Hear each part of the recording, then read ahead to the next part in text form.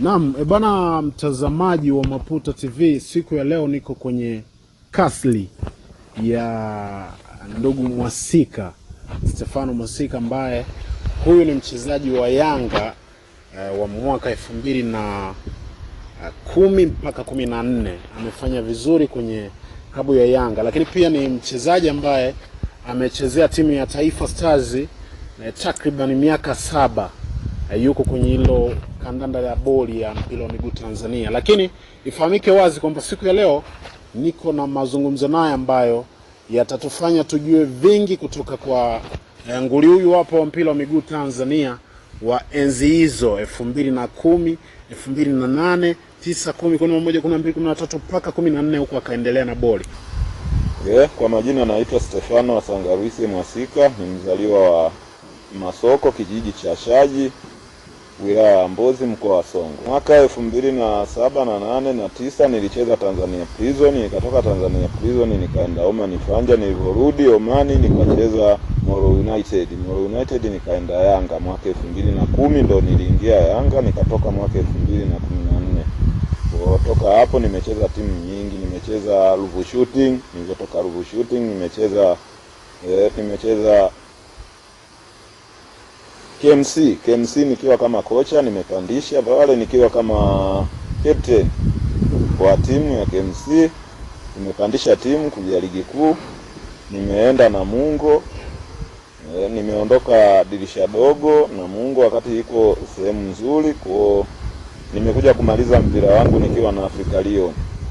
Africa Lion nyuma hapo timu nilizocheza daraja la kwanza ni Friends Ranger, Chama la Wana, timu ambazo nimepita. Kwa national team nimecheza kwa muda mrefu, kwa ni legend wa mpira wa Tanzania. Kwa nafikiri na ujua mpira vizuri wa Tanzania, yoyote anayehitaji ushauri nipo free. Nafikiri sasa hivi tuna viongozi ambao naweza kusema ni wazawa ambao wana uchungu kwamba Songwe haina timu wala daraja la kwanza wala la pili.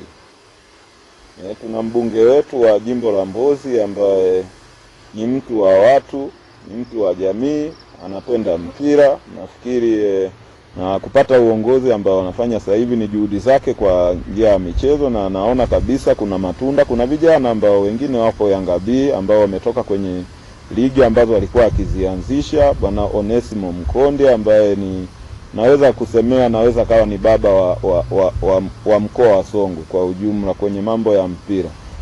Naombe ni wampe support tu. Mkoa wa Songwe tunaweza kupata timu ya daraja la kwanza, la pili na ligi kuu. Wakimpa support mawazo ambayo anayo yeye, wakichanganya na wabunge wengine wa majimbo mengine, tunaweza kupata. Sababu mpira kuendesha peke yako kwamba eti Onesimo Mkonde aweze kupata timu daraja la kwanza iendeshe ni uongo.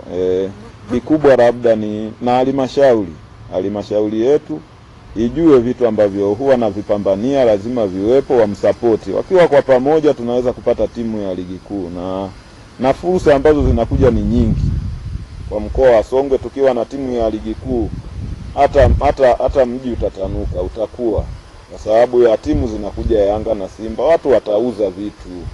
Ndio hiyo uchumi wa kukua kwenye mkoa. Mkoa wa Songwe bado ni mdogo, naweza kusema. Kikubwa waungane pamoja, viongozi ambao wapo madarakani sasa hivi asilimia kubwa ni ambao wanakuwa ni nguvu, ndo hao wabunge wetu wa majimbo yote. Wanaweza kusaidiana na wakapata timu, wakapushiwa pamoja na halmashauri. Na bila halmashauri naweza kusema, watu wanasema serikali haingilii mpira, bila serikali mpira hauwezi kuchezwa.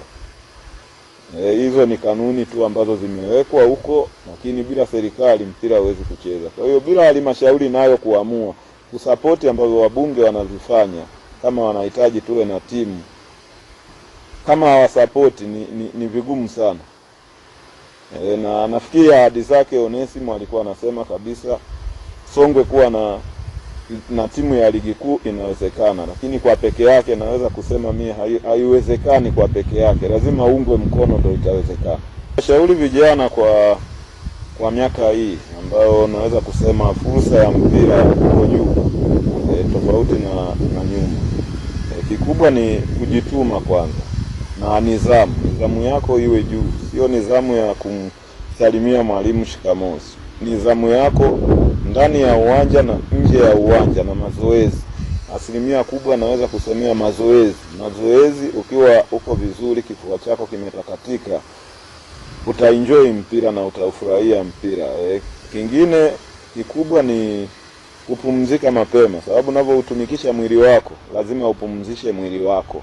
Upate muda mwingi wa kulala. Si unalala saa 8 alafu saa 1 unaenda mazoezi, huwezi kufanikiwa. Na chakula vile vile lazima ule vitu asili ambavyo vinaweza kusaidia kwenye kupambana, sababu mpira ni kitendo kimoja ambayo mimi nasemaga ni vita ya asili kubwa, ambayo ukiwa uwanjani wewe unaweka kichwa, mwenzio anaweka mguu, alafu kiangalia kiatu kinachuma chini. So lazima uwe fiti ili upande kufanikiwa.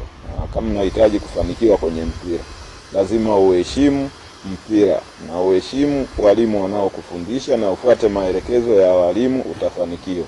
Upande wa kufungua academy, hizo ninazo. Mimi na timu pale Dar es Salaam inaitwa Karume Market, ambayo nilianzisha 2016 na 2018 nilichukua ubingwa wa mkoa pale. Ipo timu ambayo naweza kusema changamoto ambayo nilipata, uwanja ambao nilikuwa natumia ni uwanja wa Lerwe hawa waliweka kama makao ya vifaa ambavyo wanatengeneza barabara, kwa hiyo uwanja waliuua. So kikubwa ambacho changamoto ipo ni uwanja tu, lakini timu ambayo nilitoa vijana wengi na mpaka leo wengine wanacheza wapo. Kwa timu mimi ninayo inaitwa Karume Market. Watoto wa kiume wapo 3. Nafikiri wa kwanza anaitwa Junior, wa pili anaitwa Joakim na wa tatu anaitwa Jeremy. So wote ni wa kiume na mke mmoja. Na sina makando kando. Na familia yangu ipo. Mimi naishi Dar na Mbeya, Mbozi, kote ni kwangu. Kwa hiyo familia yangu kwa sasa hivi iko hapa Mbeya.